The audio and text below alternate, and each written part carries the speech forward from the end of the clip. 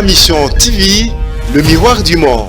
Allô Congo, émission à Congolais, to pesi binombo te bisikanya sobozwami. Merci pour la confiance bozali ko sala biso mokolo na koyaka pour na kozwa information to pe ko partager makambo etali mboka na lobara toujours na bande ko nyonso bazali ko landanga na nzela ya téléphone, machine topé télévision soki ozali congolais oyo soki bakati loboko na ye makila na ye koganga Congo ovandi pote olandanga mais soki ozali congolais oyo azali toujours kotikala na ba ya personnalité oyo ezali kosunga Congo te ezali ko kabola ou ezali kotikala na message ya tribalisme otiki émission na ngai okei na ngambo mosusu mais soki ozali vrai congolais tikala po landanga parce que na moment la makambo kitoko pona mboka na plateau na ngai ya mokolo lelo na koyamba moko ya mwana mboka Jean-Pierre Kaembe boyebi bolanda kaye na betando mosusu tan mosusu lelo na Ma Mission TV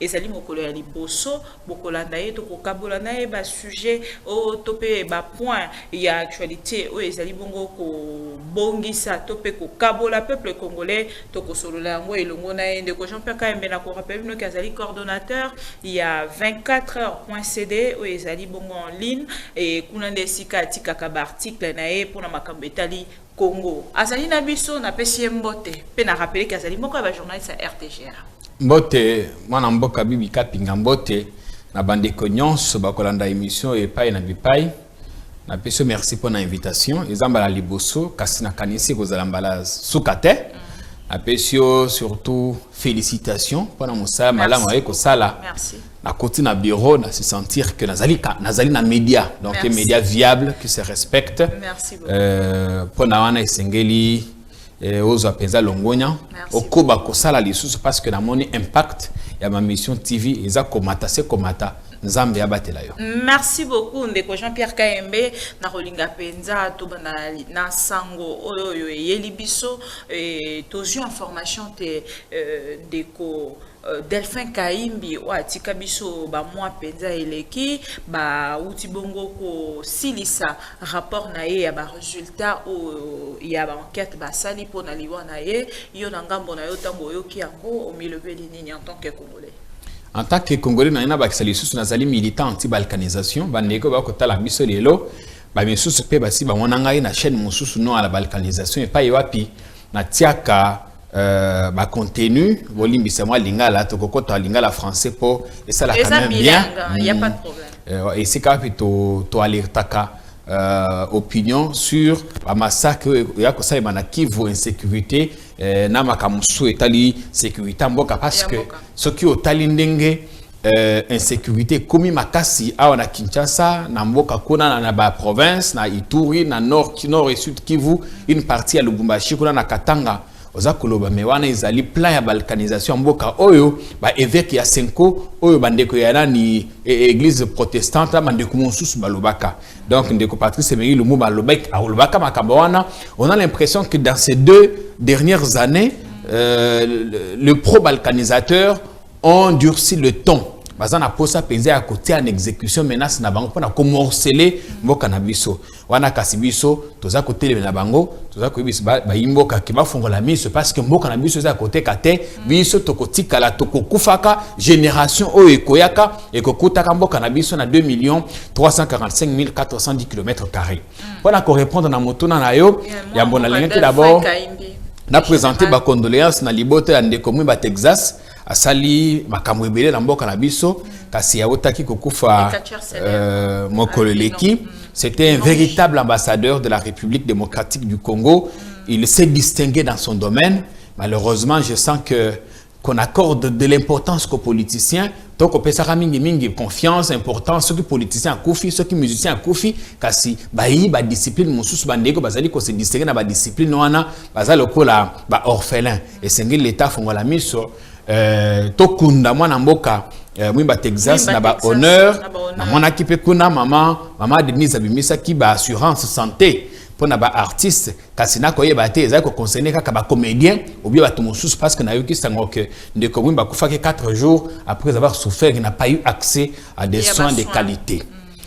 Ndeko Kayimbi mawa mingi mawa parce qu'imaginez-vous mettez-vous à la place de son épouse où je voudrais moi-même me mettre à la place de ses enfants, de sa famille, que Nekonabino Koufi, pendant plusieurs mois, vous n'avez pas fait le deuil. Donc, vous êtes toujours dans la situation de deuil.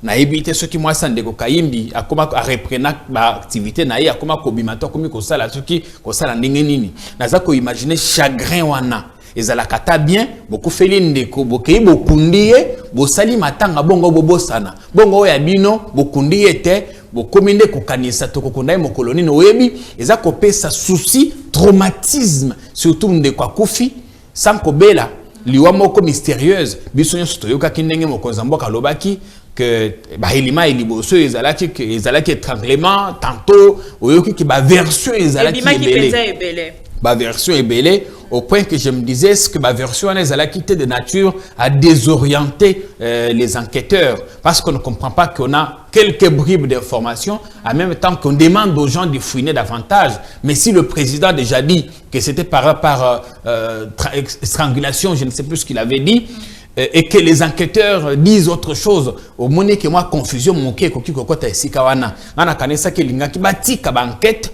Et ça, les maïs qui n'étaient pas même si tu as dit que Nambokawa, banquette et belé, tu lances et souka kanangote, pour ce qui est métier que souka au moins à boyer, et l'eau kaballon et kubimate, tilelo, avion oyo, memaka, juge Yani, tilelo, suite ya malonga exalité, suite ya avion oyo, oyo c'est krasaka kuna la sankuru, oyo memaki mutu kamokonzambo, kana batu mosusu tilelo, ba boîte noire bimaka, il paraît batine on a poto tilelo to yebite.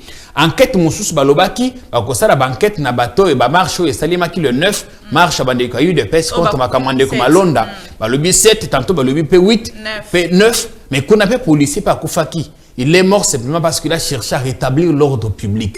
À cause de la banquette, il y a des auteurs intellectuels, des auteurs matériels. Mais tu as auteurs intellectuels, banane, bengisa bande ko ba kende ko tambola mokolo wana. Toyibi bango ba yebani ezakutu teke faut que ndeko sala école munene ya criminalité pona ko yebanane atinda ki bande ko ba marché mokolo wana en toute violation état d'urgence. Jean-Pierre Kayembe. Mais est-ce qu'il faut penser ezana ba type d'enquête? Enquête neti na likambo liwa ya nani ya ndeko juge Yani toko ekoki kozwa temps parce que esengeli ba médecin légiste ba nini ba sala misala na bango ba remonter filière mais oyo ba kufi parce que parti songolo ebengaki bato baya ko manifester bakeye kuna batumina kwa ndeko Jean-Marie Kasamba basali bisalela mosusu côté mosusu babomi bango na bango babomani ezala bango na ba policier babomani ba policier abomi ba militant babomi pe policier. Est-ce que pour la coloca parce que la vidéo est tambola partout. Tout le monde a la vidéo et a tout le temps ko tumbanda ko panzami to kande ko Jean-Marie Kasamba bazali ko se filmer. Donc les abattoirs ba yebani to ko identifier bango facilement. Ndeko ya bengaki que tout ça la marche mokolo wana en violation de l'état d'urgence. Après ça que ba interview na ba média. Donc pour la coloca ye sécurité au na Sorbonne, to ki ndeko na Harvard au ça la criminalité pour la coloca ye. Yango ils a copé ça pesa et l'ité que tous les locaux à makasi mais kasina ko senga que même si vérité kozalate to kunda tande ko wana to kunda ye famille na ye basala matanga na ye kokunda ye ko poser pe ba question na mitu ya ba peuple congolais bazali kolanda biso parce que te mokolo lelo et kota moi polémique na mitu ya ba congolais ebele misusu bazali kotalisa te azali vivant misusu bazali kotalisa te azali lisuna bon moite misusu balobi corps et monana te makambo ebele soki to kokende matanga nanu ya pamba batiaki yango wapi. Bon, yo stamo mosusu ko koza na information akati ya 24h.cd. Bakosala matanga ndenge nini parce que gouvernement et lobby avant ya ko déclencher makambo sur sengeli enquête salimana parce que wana ezala ki crime. Il faut enquêter salement et si là ba pe sa conclusion bongo ba kende ko kundandeko. Boye matanga na kanisi sukelaki na cercle familial na zana bandeko oyo bakendaki ko rendre visite na veuve Kandeko Delphine Kayimbi mais obi pe ba version bi maki bele biso to ibi kendeko azana bo moite ndeko asidaki ko kufa nzoto na ezalaki na hôpital du cinquantenaire est-ce que ba déplacer yango ce qui ba déplacer bati yango côté nini récemment to yokaki ke bakangaki pe ndeko moko azali pemeni na ye na yokaki pe banquette ezali ko conseiller mwasi na ye tozali kozela que commission oyo esali musala wana et même la biso te ba hésitation net na makambo nani juge Yani tantôt ezalaki substance toxique mais tu as déterminer en côté il faut que ça la boye na kanisi bazu temps ebelé na kanisi bazaki na ba moyens conséquents ya ko ça la banquette nyonso et pas ya ndeko kaimi na kanisi kuna ba caméra de surveillance ezali azalaki na ba sentinelle azali na ba garde bazaki commis à sa sécurité ce soir là na moi si naye na maman ya moi si naye na bato bazala lopango na bango baza parmi les suspects numéro 1. Espérons que Makamonio soit né pour penza. Malamu parce que le peuple congolais n'y a pas de l'eau. Azali les choses sont négées. Azali qui karaté a fumoli misu. Azali kolande la makambo à la loupe. Ce qui est azali crime d'État, ce qui va empêcher qu'il ne pas le makambo ko boyete, ce qui est azaki nini na kanisi bosolo penza malamu ko bimakunate. Kasi pour honorer la mémoire de ces dignes fils de la République qui s'est battu contre les impérialistes et c'est une vérité et salement à Konamape Moli Monaïmo Pe Manakimia.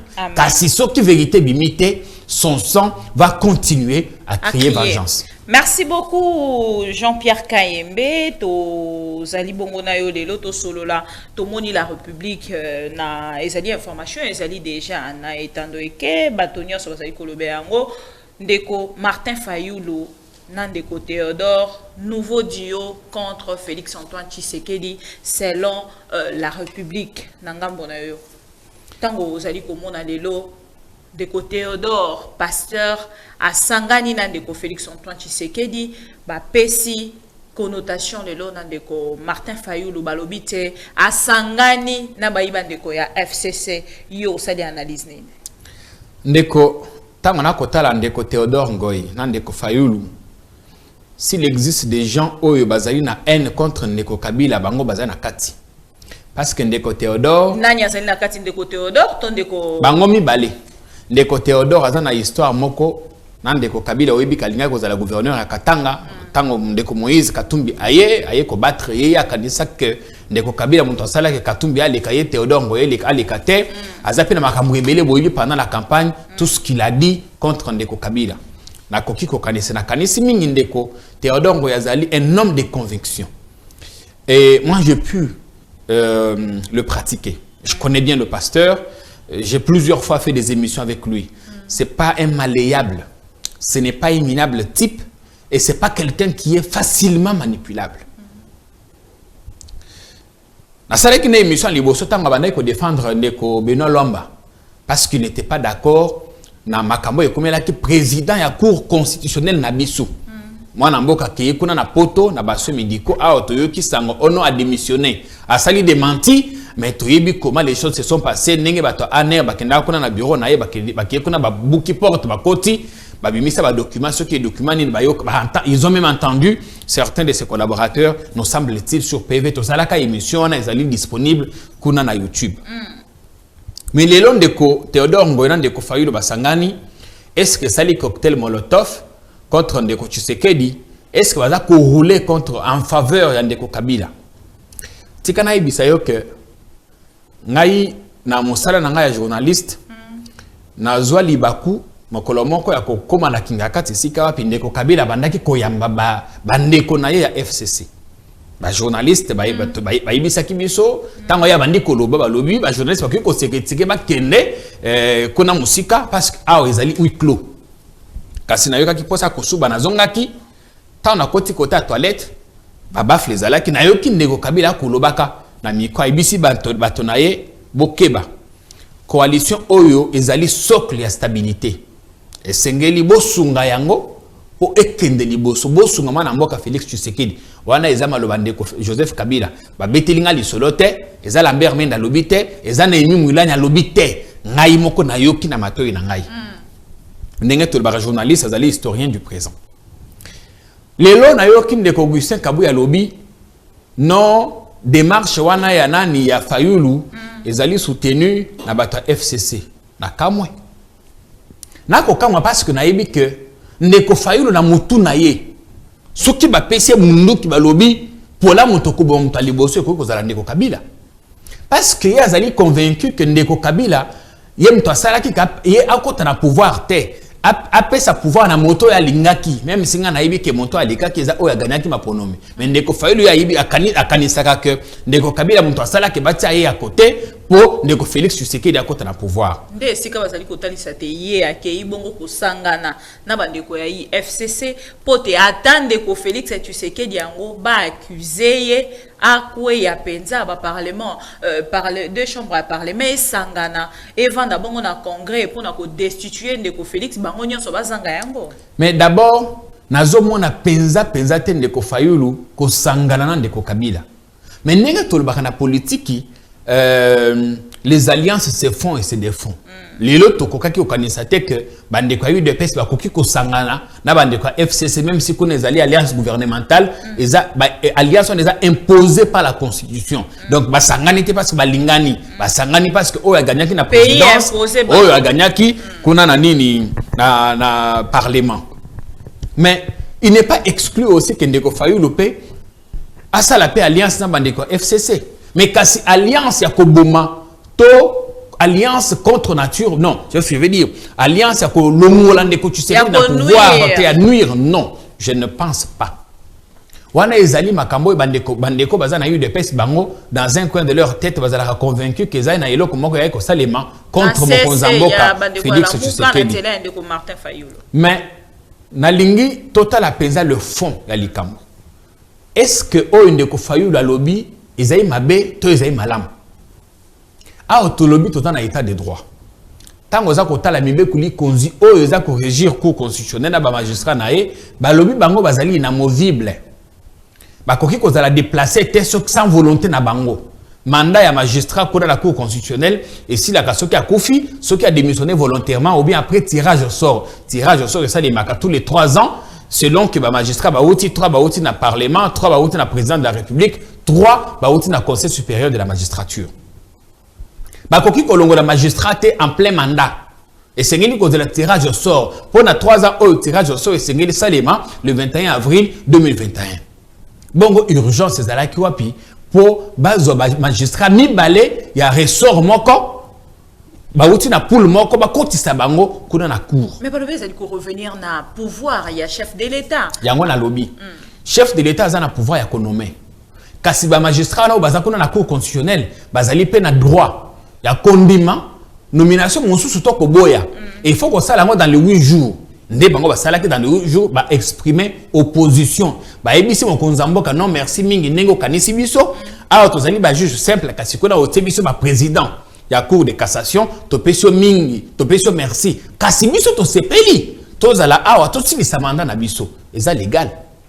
Vous avez comprendre, eza légal. Donc président ici kawa na ngai nazali penza constitutionnaliste te parce que na mboka oyo ekomi motonyo sa ko la mkana tonga komi constitutionnel akomi kopesa ba leçon ya droit na Mokonzamboka te bato mususu ngai na kanisi lokola bato bakoyoka na te na makambo wana parce que tout le but okoti na état de droit état de droit ilingi ko lobaki biso nyonso zali soumis à la seule autorité de la loi donc yo za Mokonzamboka ngai nazali sentinelle nazali journaliste biso so liboso ya mibeko tozali motomoko tozali ndenge moko kasi tango toza koyoka na te tomonaki awa na makambo ya état d'urgence présidence cabinet président et kotaki kona la cour constitutionnelle pour na conseil avis ya cour constitutionnelle sur la constitutionnalité ya ba ordonnance wana sur l'état d'urgence kasi bazuzi wana bapesa ki président de la République raison que ordonnance na ezalaki conforme à l'esprit de la constitution to betaki maboko bongo awa soki division ezali tozonga kaka kuna epa bazuzi chambre parlement basangana bakende kuna batala soki président montago gagner to bangonde bato bako gagner yango wana pe état de droit alors voilà ils ont des démarches de Fayulu kasi soki eza point de vue nanga ezali que tant oyo mboka na biso eza fragile mingi tokoki kondima démarche wana te ya ko tia en accusation ko isa Mokonzamboka soki mbeba ezali parce que naïbi attend à kala moi je n'ai pas vécu pendant les années Mobutu mais nandenga a histoire il y a histoire na to se renseigner to tangi to tuni bato le maréchal a rapporté assez à Zongela plusieurs fois ba ordonnance naïe s'il a été induit en erreur ce qui est à la qui était mais imaginez-vous que le maréchal tout dictateur qu'il était est revenu sur plusieurs de ces ordonnances ko Zongela na ba ordonnance ndeko ezali kolakisa te que ozali mokonzi mboka te ezali kolakisa que ozali ko se conformer à la loi de la République. ozali kotalisa te président de la République akokai quand même kozonga mokesima soki ayeni soki akanisi que ba juge ilubu ubulu na ndeko mususu wana kilomba soki amoni que ordonnance wana eza ko violer intentionnellement la constitution. Parce que oui, na koki ko violer constitution, c'est vrai ba ko condamner ngai. Kasi mokonzi mboka yeta aza ko prêter serment pour ko tambo konzi ya lobaka ngai nazali garant ya bon fonctionnement des institutions. Nazali ko protéger, ko assurer respect à constitution, nazali commandant suprême et magistrat suprême. Ça signifie que yonde ozali wana pona ko faire respecter la loi. Kasi okoki ko violer yango te. Ah, on a l'obité que ne quoi violer. Car si ceux qui n'ont pas ba juge ou bien n'ont pas ba spécialiste, ceux qui ba tali ba monique non to beta qui libaku, au koki ko zonga sima. Car c'est pas na kota la kuma koki ko avancer les sous.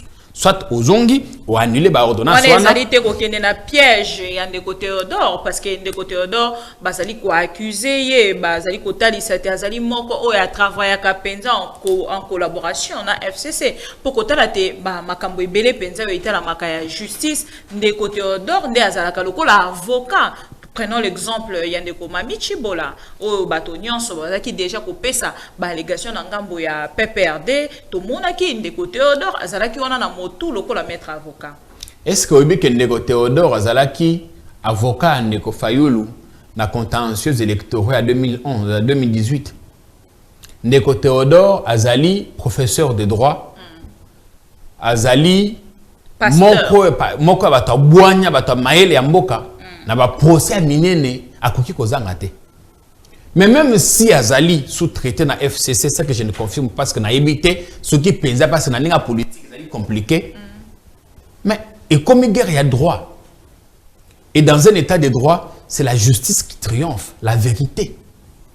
Si on ne se reproche de rien, acceptons qu'on vous mette en accusation. Si vous ne vous reprochez de rien, pourquoi ça fait mal? Ndeko Jean-Pierre Kaimbo zali congolais omoni ba revendication ya ba congolais o ememi baliwa ya bandeko Rossi Mukendi ndeko Thérèse Kapangala ememi baliwa ya bandeko na biso ebele ba revendication ya ba congolais batali sakite balingi te ba changer constitution balingi te ndeko Kabila zonga na pouvoir lelo déjà na coalition zali ko constater que quoi que zali moi makasi à chaque fois moi makelele ezoko zala lelo kondima te ba congolais wana bavanda ba yokate ndeko Martin Fayulu na bitumba nyonso babundi o meka un peu ko sana analyse ba mona te ndeko Tambwe Mwamba azongi bongo na motu ya RDC comme FCC kambali susumboka na motu na zana regret mingi na bandeko bakufaki na sengite mitema mya bango mi pema na kimia ndeko Rossi Mukendi, ndeko Thérèse Kapangala. Kasi tobo sanate que le 9 juillet, la marche à bandeko UDPS, policier bakufaki, 9 personnes bakufaki. Bao wana nani ya ko porter responsabilité na bango. Lelo yo ba violer bana basi na Isiro. Ba bomi bana classe na Masisi. Na Ituri, na Beni Butembo n'en parlons pas. Insécurité na katanga okoyi kolala te ola moki sans koyoka ke kuna babumi mutu kuna bayibi mutu. Qui va porter la responsabilité? Ce n'était qu'une parenthèse. Si on a dit hier que Kabila portait la responsabilité de toutes ces bavures policières, tondi m'a fait que lelo ndeko Tshisekedi est la responsable. Non, n'acceptons pas des choses comme ça. Est-ce que ezali kamwandeko Tambwe Mwamba? Non, faudrait pas personnaliser le débat. Parce que constitution, la loi est impersonnelle. Loi est lobby que ceux qui président à Longwe, ceux qui a confito banini, ils allaient président à Sénat. Constitution a voté en 2015, a promulgué en 2016, 2005 pardon, a promulgué en 2006. Tambwe Mwamba qui président à Sénat, a voté en bazalaki bato FCC. Vous allez comprendre. Lelo UDPS a ko senga que to respecter constitution baza ko senga état de droit mais état de droit ils allaient ko senga kondima makomi la constitution oh il obi que ceux qui président à Longwe et à la président à Sénat ont azu ebonga Mais il y a personne qui a bon essayé ça au moins 3 mois à ça les maponomi. Est-ce que les tous allez présent en bongo il y a comme ça les élections anticipées. Wana ya motuna na likolo topé na motu de ko Félix Antoine akei mopandi topé des parlements evandi lelo pona ko destituer de ko Félix Antoine Tshisekedi ndeko tambwe mwamba komi na motu ndenge balobi na kati ya constitution. Pensez-vous que tous ces Congolais bako gobe yango? Comme on dit, force reste à la loi. Quand la justice tranche, elle triomphe. On va râler, constater que la loi ou le droit a été dit. Et au moment où on a procès de caméra, batonaye, basaleki ba marche, ba mati, ba kiti, kasitango verdict kwei. Bangonyo so wana baza kotambola lisusu te bakomi ko sambelande ndeko yo ka bien to bazuzi basunga ya bima na prison même si to yoki asi abimi na moni na ba réseaux sociaux kasi abimi libanda azali libanda mboka biso yoki ki yango te azali déjà libanda soki eza ya solo ça voudrait dire que ezana ba prisonnier ezana soki esalemi c'est que ezana ba prisonnier particulier oyo baza ko jouir na traitement particulier et bongo oyo ndeko yo ayibaki lipa na étalage oyo bakangi batinda kuna mususu pe ayaka atelemika boya monika ba ye bakangi muto ko sambele azate des années durant la banane ko bimisa ye état de droit yango wana te donc yango na 5 démarches wana ezali suicidaire makasi pour lelo tozana makoki penza te tala ko tu réserve d'échange ezali susu te tozo frôler catastrophe Covid, n'a pas dépense belé, institution, ils ont consommé biso mingi boyo kiaki, sango, il y a 17 millions de dollars oyo, cabinet président et consommaki, rien que pour le mois de juillet. Les lotos lo baketo sala maponomi anticipé, to kokokate. Ngai na sengi bandeko, ata na ndenga coalition na bango FCC cash, a otoyoki batiaki, bato mususu na comité de suivi, bakutana, basolola.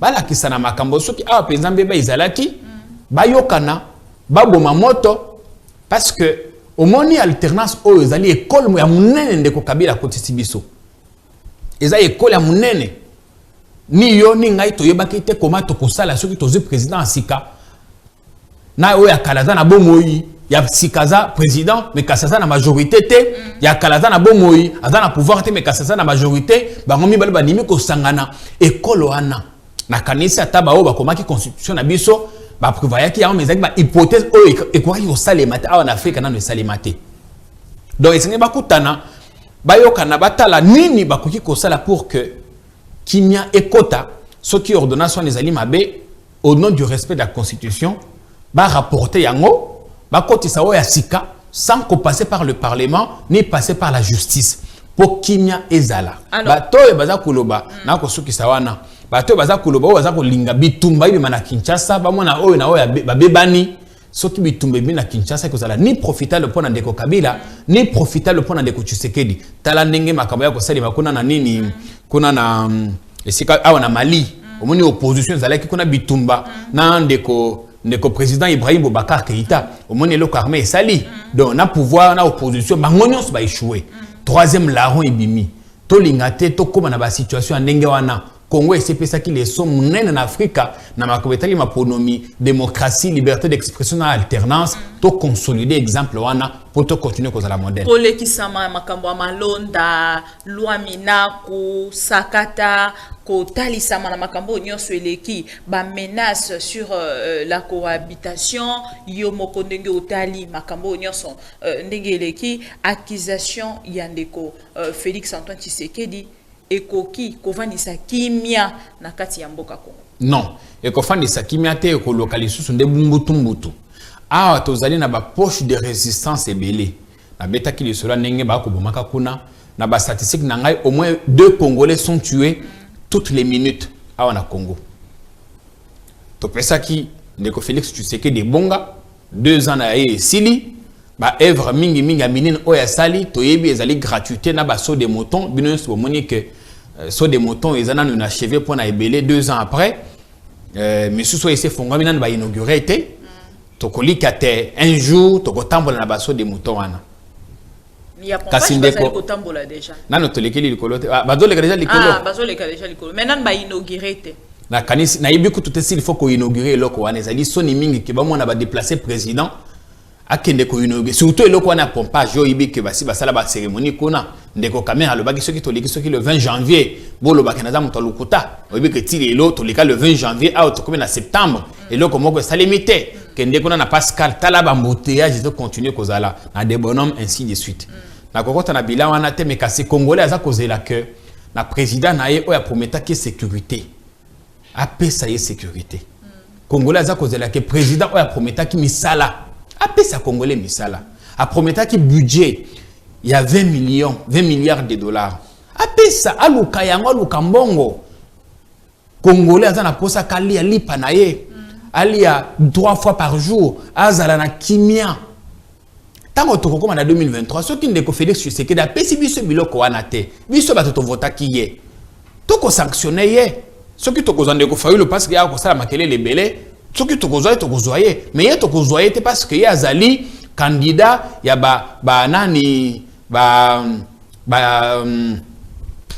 néocolonialiste impérialiste ye azali candidat bato mabe oyo baza kolinga morcellement mboka na biso o baza kolinga ke baya basakapare na ba minere na biso ye bato balkanisation ye penzande ndeko Fayulu ayebite projet oyo bato ba kopesa ye mbongo baza nango mais biso to yebi projet na bango ezali ya ko balkaniser mboka donc azali moto oyo akoki jamais koza kokoma président ya de la République pour ce qu'a commis boye ba kezali retour en force des forces obscures donc et là kokangisa ndeko Tshisekedi lelo e kopesa penza kinya tetala na Égypte tant bakangisaka ndeko Mohamed Morsi na kanisa ye kokufa na prison ti lelo kinya penza na Égypte kotakate donc to sengi que bandeko bayokana penza ezali apprentissage baza koyekola biso nyonso toyebaki te 15 jours bandeko ya UDPS na bandeko ya PPRD FCC kabiliste Tshisekedi bakoki kosangana lelo basangani oyo euti kolekezalaki le temps d'apprendre ya komesana tout ça mais na kanisi une année après coalition na bango bakoki siko tirer ba leçon sur des points qui les divisent et chercher à tisser les ponts par-dessus leurs différences. Ndeko Jean-Pierre Kaembe, tala moketo mekakosala mo analyse aux ali journalistes, au salaka analyse politique, mais quand on peut kosala analyse. Admettons que deux chambres et sangani na congrès et destituer Ndeko Félix Antoine Tshisekedi.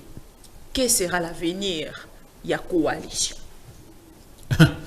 Mais on a déjà na kanisi coalition na ibité ce que continuer kozala. Pour que deux chambres aussi aient destitué président, bango bakosala des mises en accusation, bakotinda kuna na cour constitutionnelle. Kasi kuna na cour dossier kozala instruit par un procureur. Biso sotoyibi que procureur ya sika. Mikolo yazali azalaki nommé par Ndeko Félix Tshisekedi. Ngai na yebi que ceux qui oza na cour, même si ozalaki nommé par Tata Nayo, au commis au service de la République. J'espère qu'il fera son travail. Mais ce que l'on dit, pesa, naza na posate to comme à niveau wana. Naza na posate to gâcher alternance. Naza na posate to pesa raison na ba Ouattara, to pesa raison na ba Alpha Condé, to pesa raison na ba o mususu bazako ba Denis Sassou Nguesso bazako linga kolonga na pouvoir te. Vous allez comprendre. Naza na posate que ce qui divergence ces alliés bandeko tokutana. Mais bazali ko kutana te. Bazali apprentissage. Oyebi batebele bikapinga. Ko mikolonionso peuple congolais ndazali ko kozala na alliance le but que boko soit na lisusu te. Mais na kati ya yi alliance peuple congolais azali ko bénéficier na nini? Alliance ezali ko permettre que bozala na gouvernement ezala inquiéter penza te na parlement. Mais kasi vos divergences sur vos convictions, vos tendances, ça reste. Alliance ne signifie pas que l'un va engloutir l'autre, que quand on voit le mal chez l'un, qu'on n'en parle pas. Peut-être qu'il y a maintenant peut-être un cadre approprié. Quand il y a des points qui nous divisent, on en parle où? Tozu esika, to sangani, au moins de temps en temps de kokabila longakona na firme na ya kingakati, aki kokota na mana mboka Félix Tshisekedi na sele, ba sololi. Toza na posa ke e continuer lo lenge wana, soki likama makasi na mboka bakutana kandenge na mikila poto, ce que moni terrorisme beti ko na moni ndeko bakon akutani na ndeko François Hollande, akutani na ndeko Nicolas Sarkozy, tokona aux États-Unis, bisika mosusu. Il y a des gens qui sont dans la politique de la terre brûlée. Autant qu'il y en a de ceux qui font croire au président qu'il doit consolider son pouvoir. Parce que bakanisi que au moins les bateaux basala qui constitution na biso bazaki mayele mingi. Baboya ki kotike la motomoko pouvoir. Babi une institution est contrôlée par une autre. Yo président bazo contrôler pe nanan. Yo président soko sali boy limite na yo za boy. Mais au-dessus de tout c'est la constitution qui prime. Et belé bazo linga kende ko Tshisekedi abanda ko sala ba action abanda ko agir lokola ndeko Kabila. Kasi ba ko bosa na kende ko Kabila ya azala ki président autorité morale à majorité azaki na majorité oyo ndeko Tshisekedi aza na ngote yango siko bandeko na ye bazali kotalisa ndeko Kabila lobby a viola ki constitution de temps en temps bato batelema kité pour na nini lelo soki ezali ndenge bato bazali koloba te ndeko Félix Antoine Tshisekedi a violé constitution bazali penza kotalisa yango mongongo monene pe kokende kozwa moko ya bato abundi na ye pona kosangana ba pesi mbongo c'est long ba dire na ba oyebi discours aneza penza bato bazana boanya te comment mutakolo ba que lobby Kabila viola ki constitution awa pe yo pe violer bato na yote mais bango ba yebi ke tango wana bango bazala ki ko finga kan ndeko Kabila bandaki ko critiquer yo violer constitution au saliboy kasi oyo wana bango bandaki ko critiquer lobby yango nde bango bakomi ko sala wana na komito na me bato bazala ki ba disciple bazala ki ba élève fidèle ya ndeko Kabila ba exemple eza ebele oyoki awa notamment Kabila ya banda économie connaît que banda consulter conseil des ministres osoko Kabila y a combien de conseils des ministres qui se sont tenus oh non na makambako constitutionnel Kabila anomaka ndeko Vunda otepema kokona na conseil d'état est-ce que mandat na esilaki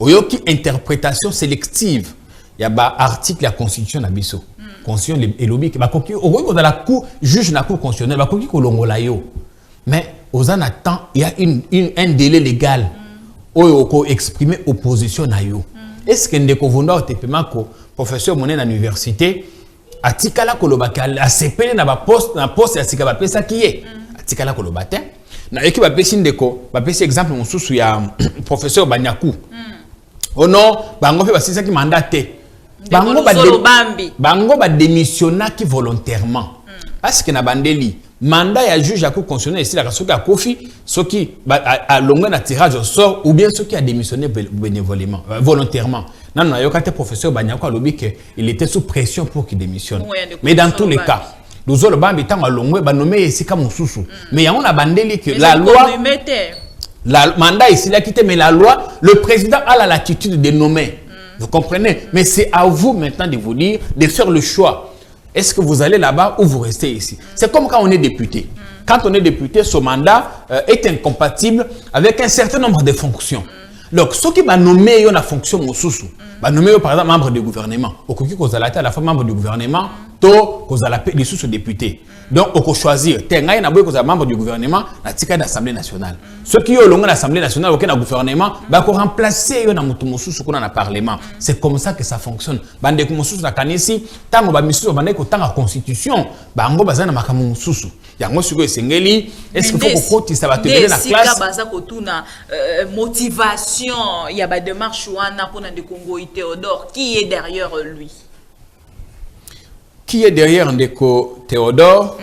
La kanisi mibe konabiso et pesibiso l'attitude. Il y a qu'à saisir les cours des tribunaux. Un Congolais peut porter plainte contre son président. Toute personne qui se sent inspirée, qui a des éléments, peut porter plainte contre quiconque. Mais une chose est de porter plainte, une autre est de prouver ses allégations. Vous comprenez? Moi, je ne comprends pas pourquoi on s'agite. Si on ne se reproche de rien, parce qu'on a eu qu'une de Augustin Kaboya lobby, le président n'a violé aucune disposition de la Constitution. Mais si tel est le cas, allons là-bas que les juges tranchent. C'est simple que ça. Vous voyez. Mais est-ce qu'ils y voient une autre démarche? En tout cas, Naza Kosenga pensa que Bandekoba Yokana. À qui profite cette accusation ou la destitution de Félix Antoine Tshisekedi? En tout cas, s'il a violé la loi, sa destitution profiterait maintenant à l'état des droits. Parce que l'état des droits sous-entend le respect strict profiter des règles.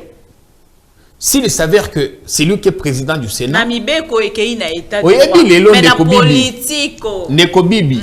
Lelo soki ndeko Tshisekedi da Longwe ndeko Tambwe Mwamba zu place wana à cette élection. Rien n'est sûr que bandeko FCC va gagner.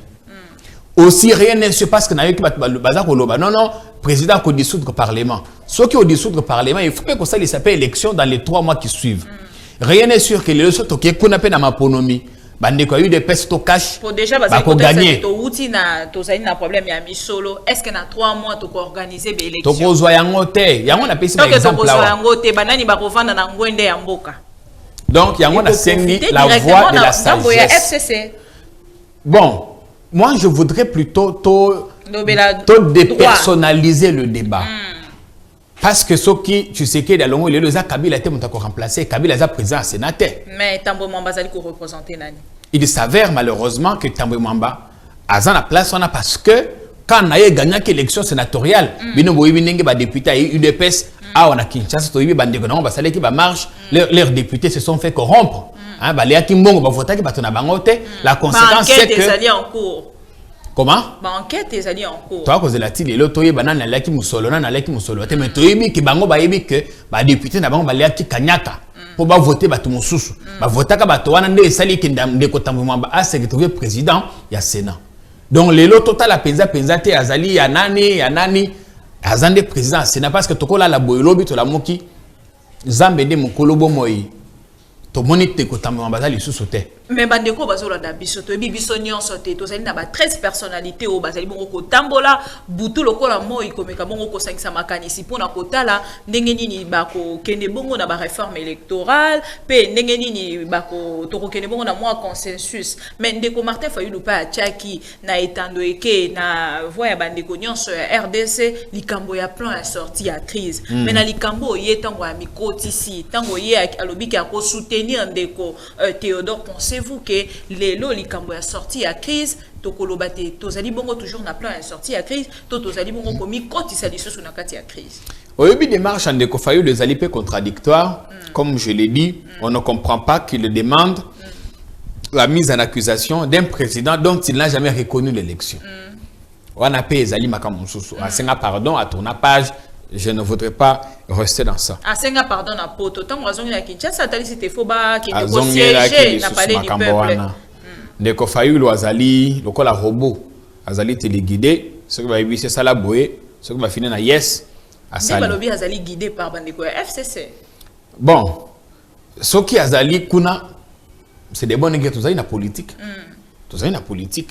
Ce qui azali kuna na kanisi c'est que FCC a gagné grand morceau azali na coalition na la muka na nzela ndeko Martin Fayulu en coalition en même temps. Mais je demeure convaincu que Ndeko Fayulu penza azali mais oyebi tango to mona ki ndeko Jean-Pierre Bemba asali si marche à le 13 contre Makamba Malonda.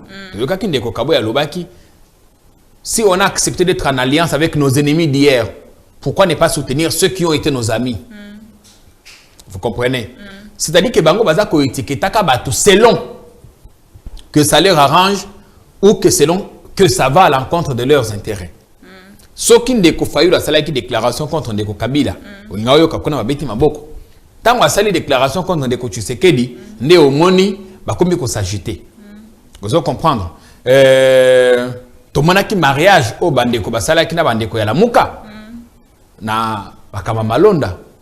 Mais il faut rester logique. Oui, bangi s'occuper bandeko FCC. Oyebi, bandeko UDPS mabe na bango eza otobengi kuna Kadiosha. Le formol. Bango kuna soki likambo ezo arranger bango eza malamu. Soki eza bango te talaneti na likambo ya milice ya Kingabwa. Ndenge babimisi lokuta monene. Balobi ezali bango te. Eza bango te. Ezali bato FCC ba dénoncer même likambo ya ba milice. Na tuna kingai na landaka média tous les jours naza praticien technicien de l'information. Na tikala kozwa sango mon côté oya bato UDPS ba ko dénoncer loko na Kingabwa. Et pourtant ngai na dénoncer ka biloko wana Twitter na ngai ezali na vidéo ya ba jeune wana ba bandaki ko yemba ko à l'honneur du président. Na dénoncer ka biloko wana ça fait plus de 2 mois passé. Non, non, tikala komona ndeko ni Kaboya ni ndeko Kaboya na lobite lopango wana esika bazali ko sala l'entraînement wana ezali pembeni à quelques encablures il y a lopango ndeko Jean-Marc Kabunda depuis quand dénonciation a eu UDPS c'est qu'il y a la présidence pour toi que bango so bazana kanda bango ba kenda la présidence te bango so bazana kanda okomona ba sali matinée politique ba pesi mot d'ordre ba we ba bina balabala. Moi j'aurais aimé que les lots ba we ba kende ba siéger ndako wana ba siéger ndako wana ba meka koyeba nani azali mokolo ndako ti lelo na yoke loko te ti lelo na yoke pe batikali ko condamner loko wana te balobi te keza mabe balobi nde eza biso te mais ko loba keza mabe et façon tala façon baza ko lobela au moni tango ibimaki débat ya congrès awa na parlement o bango balobaki keza congrès pour la ko décision moko zamboka ndeko Kabunda asalaka ba tweet belé abileka ka pe na Top Congo FM pour la dénoncer complot contre le président mais il n'y a pas pire complot contre le président qu'une formation paramilitaire. Mais tel degré, intensité à dénonciation na bango ndenge ezali déséquilibré. Quand on a parlé, mais awa ezali paramilitaire, c'est-à-dire qu'on n'est pas loin d'un coup d'État. Ezali attentatoire à la sûreté de l'État. Mais au moins, que bandeko, baza peza choté, comme qui dirait, qui s'excuse, s'accuse. Parce que balobi lobeli ke bazali na katité. Non, bazali na katité mais kasi. Balobi te zali de quoi PPRD. Balobi ke bazali na katité.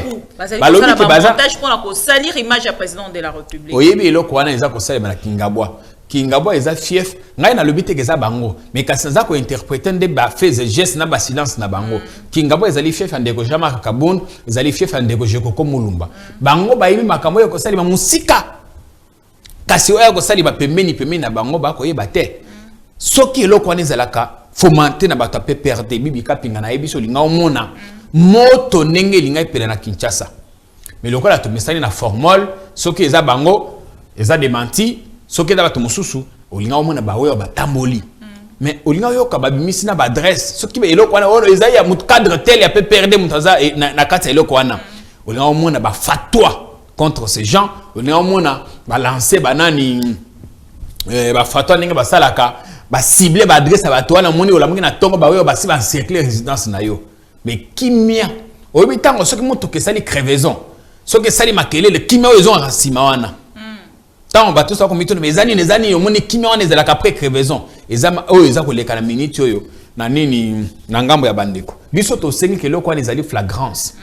Et là, on est allé attentatoire à la sûreté de l'État. Mais ça, nous sous réserve. Batali cité l'un de ces 4 matins. Bakolande là, Bakondi, il y a eu de peste pour Bazali ko accuser bango na Katia Ilikambo, il y a Banelis. Oyebi état de droit elenginango yango wana. Yango na pesi mbote na ndeko moko komangi na Facebook état de droit ekoboma ba parti ebele. État de droit ezaka kapona bato mosusu te. État de droit ezali pepo na bino na rappeler a ki bato bakufa ki le 9 et le 13 le 13 bato bakufa ki te mais bato ba marcher contre l'état d'urgence ba viola qui ordonnance à président en principe ils doivent répondre ils n'ont jamais été inquiétés au comment on appelle les cambo au moins nezo ki ne malili boyo moni pe elali pe kufi bisika mususu linga au moins le ministre de l'intérieur le lendemain a sali descente dans lopango wana ba sali perquisition bakoti na ndako wana babimisi ba document batali nani azakuna nani aza mokolo lopango pona omoni nani aza mokolo lopango nani aza ko pesa formation wana ezali banani baza ko landa formation nini pour quelle finalité en principe fallait que procès fongwama bakangi bango jeudi fallait que procès fongwama déjà vendredi ou samedi lelo une semaine yango eleki eloko ata mokote salemi ce qui n'est pas vraiment bon. Donc biso to sengi que justice ezala soki eloko wana euti na bato UDPS bakangama soki ezali bato PPRD bato FCC parce que il n'y a personne qui soit indispensable soki ezali ndeko Shadari dans sima makambo wana ndeko Shadari soki akena prison de lo bakangi kamere le Congo a continué à vivre. La lune ou le soleil n'est pas tombé sur nous, le ciel n'est pas tombé sur nous. Ce que ça Shadari bakangiye, ce que ça ndeko Kabunda, ça ndeko Kabuya, to ndeko mususu. Balandela ye état de droit yango wana. Parce que to lobeli état de droit ndeko Jean-Pierre Kayembe, to komi presque déjà na suka, to moni ndeko moko pe azali ko tambola na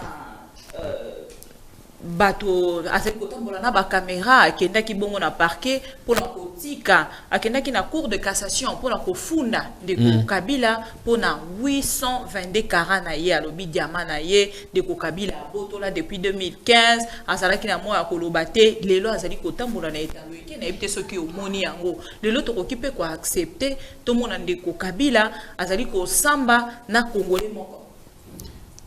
Ndeko Kabila est justiciable comme tous les autres. Seulement, il a protégé notre immunité. Ceux qui ont la loi portant statut d'ancien président, chef d'État élu, a quitté cause de la poursuivre pour des faits pénaux commis pendant ce mandat. Est-ce que l'eau qu'on a diamant, c'est un fait pénal ou on a technicien à droite et la coquille qu'on décidé. Mais dans le temps a plainte ya batoana.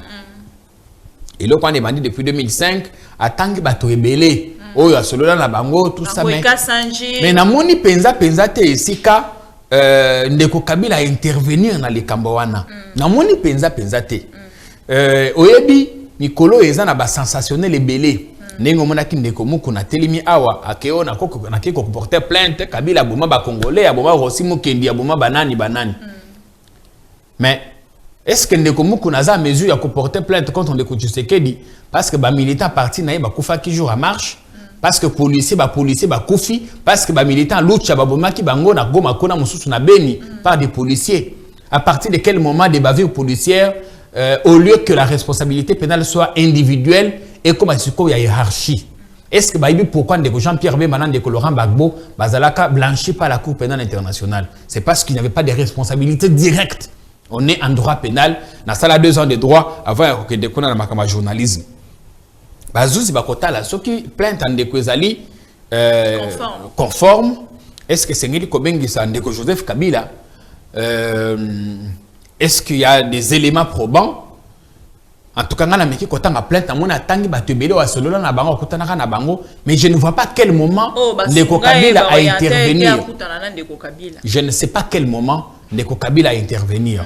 Batebele pe mikolo yo parce que mon ndenge ba ko kolobela ka biso no état de droit donc ebele ba komi pe na makambo ba diffamation ebele ba komi ko lekaka na TV pona ko komi monisa komi na kisa maman o asali ko senga état de droit pona ndeko tambo mwamba ko alobi te ba keina na ngambo ya grande instance ba kangie na mwana na inde soki ozu possibilité ya komona vidéo wana to ko benga yango pe kaka bakadiosha oyebi les Camerounais ya koleka ndeko atambo mwamba na landeli yango mingi penza te parce que wana ezali makambo privé kasi paternité ezalaka penza liboso ba caméra te ezalaka kuna na bazuzi esengeli kokende pa bazuzi pe babengisa ba médecin spécialiste basala ADN. En principe ezali likambo oyo te bakoko kwangela moto eza makambo peut-être ekoki ko bebisa ya réputation ya moto ainsi de suite bakotikala ka jamais kokanga ndeko tambo mwamba parce qu'à reconnaître mwana wana te kasi soki basali ADN et que prouver que ndeko tambo mwamba bazali papa na ye ndeko akozala condamné à kofuta ration ko assurer survie ya mwana wana vous comprendre.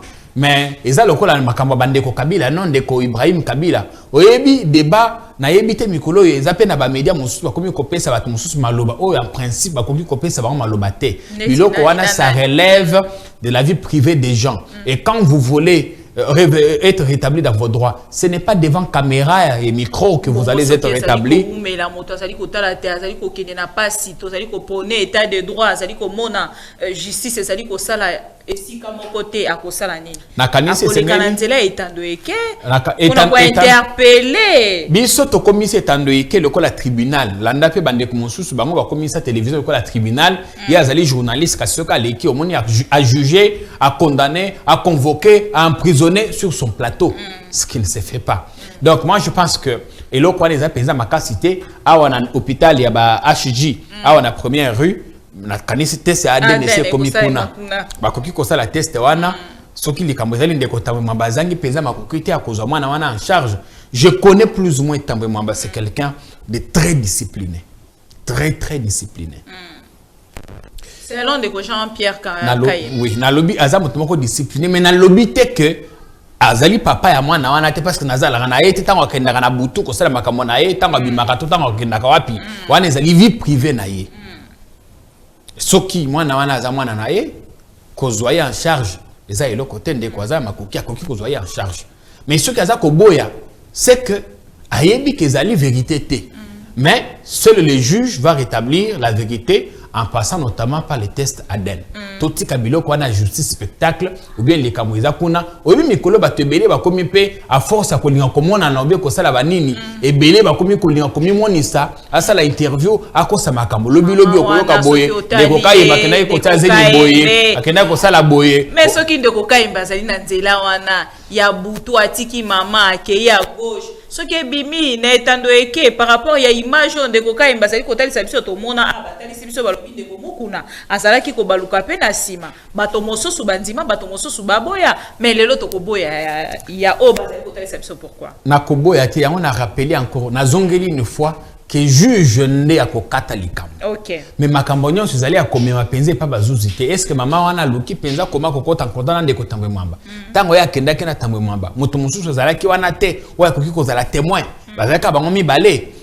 Donc, ce qui est okende na cadre ya ko sape image, oyebi depuis tambwe mwamba iza makambo ko eliki kona depuis asenga depuis makambo congrès na kanisi eza na ba toleki na makambo belé oyebi le kamba bijungo ya oyebi omoni ba officine politique eza ko travailler pour na ko salir réputation ya batu mususu ndenge omoni mikolo ba misu ba ko sala pour na ko salir réputation ya ndeko Olive Lembe Kabila olandi ke mikolo ba misile eza lisusu penza contre mobali na yete misile ekominde contre ye batala boy ezaye atala boy olopango akingabo ezaya ye ye ba pesa ye ba immeuble nyonso a Kinshasa ba pesa ye ba entreprise nyonso a Kinshasa ba pesa ye na ba accident eza ko sema na Kinshasa ba pesa ye nyonso wana ezali kobanga ya bandeko moko boye parce que ngana tuna kindeko ndeko boni nyonso ekomika kayo alors mais faut que tuna bato wana ba rolo ba ngai naza nini ngai naza ko sala musala bilanga naza ko sala musala koliesa mboka pendant que bango baza ko fomenter ba plan na bango contre ngai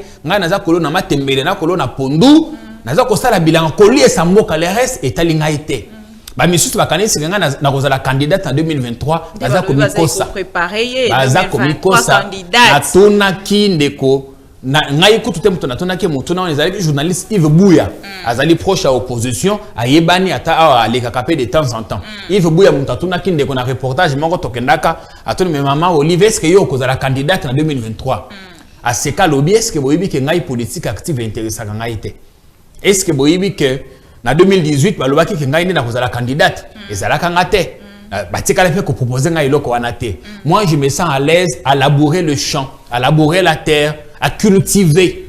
Merci. Je me sens à l'aise dans ça et non dans la politique active. Donc, maneko baza ko fomantaka bakuana ko kanisa baza ko discréditer ndeko. Baza ko sala musala mabe parce que musala punda.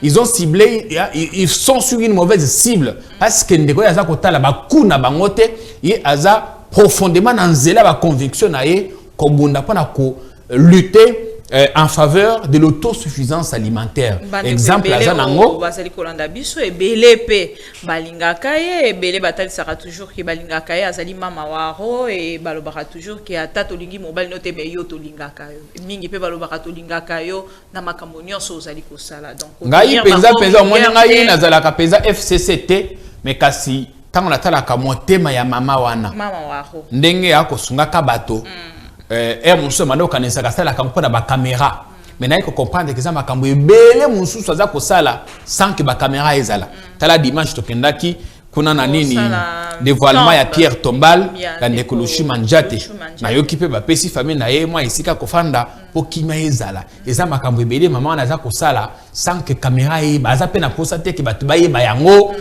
parce que za conscience ya batunde alors moni soki bolamu na yo eleki mingi population de kotombola yo tellement on parle bien d'elle et ça na batu mususu baza pona bango baluka koma ko bébé sa réputation na ye ndeko Jean-Pierre Kayembe merci beaucoup tous allez ko rappeler que vous allez coordonnateur il y a 24h.cd donc 24h.cd et vous allez moko ya journaliste na RTGA et vous allez moko ya biso confrère congolais bandeko ebele balandi yo à travers ma mission TV. Merci, nous allons répondre à l'invitation à Bissau. En tout cas, na pesibino merci. Ndenge na lobaki ne bandileza mbala liboso kasi ekozala mbala simate. Merci. Bandeko soki na beti libaku, bolimbisa oyebi munoko. Soki akoloba mingi moko ko beta libaku. kasi oyo na lobi awa eza muto atini ngai te ezali makanisi na ngai moko de évangile te ouais bokoki kondima yango te namona bandeko babengaka ngai bamisusu bafingaka bamisusu balinga tosala débat soki olingi tosala débat malamu tokosala yango kasi soki oyo na makambo ya insulte surtout bandeko ya poto tant penza que to fingana naza nango isusu te to décriaki biso nyonso comportement mwana ndeko ngoyika sanji biso moko te tokoki kokwe bamisusu kutu baza pire que mwana ngoyika sanji alors vous comprendre bato kofingana biloko ya mabe ngai soki ofinga eloko ndinga naza na tante soki eza na Facebook na bloquer yo soki eza na WhatsApp na zappe yo il faut komesana mais bon mesana rapena mabete ba mesana mabete bala sima soki nazo invitation na kokima lombango oya a okosolola na ba yimboka sur l'avenir de notre pays. Merci beaucoup, j'espère que ba congolais nde bazala ki liboso na biso pona kolanda biso ndenge na lobaka makila na yo écrire Congo poteto prôner ba valeur ya mboka to ke de bongo na kotombola ka mboka butu lokola moi yango nde ezali bongo malamu pona ba congolais to tika kokumisa bato to tika kotelema pona kobeta ka maboko pona bato to kumisa makambo malamu pona mboka na biso to tikala na distraction te ngambo ya este na biso ezali bongo kotangisa makila butu lokola moi ba congolais bazali kolela bomoni ba élève o ba uti kotika biso mesusu ba violer bango ezali bongo ba geste ya malamu te o tokoki kovanda kimia pona yango bozala ke bele kolandanga à travers cette émission Allo Congo to pesibino merci pour la confiance pour la fidélité pour na temps na bino o bolekisi liboso na biso to pesipe merci na grande équipe technique ya ma mission TV merci na Derek Lukeba merci na Volding Tuka merci aussi à Ben Piana pourquoi pas à Patrick Nangambo ya rédaction to kutani mbalasima pour na information mososo bye bye. Merci.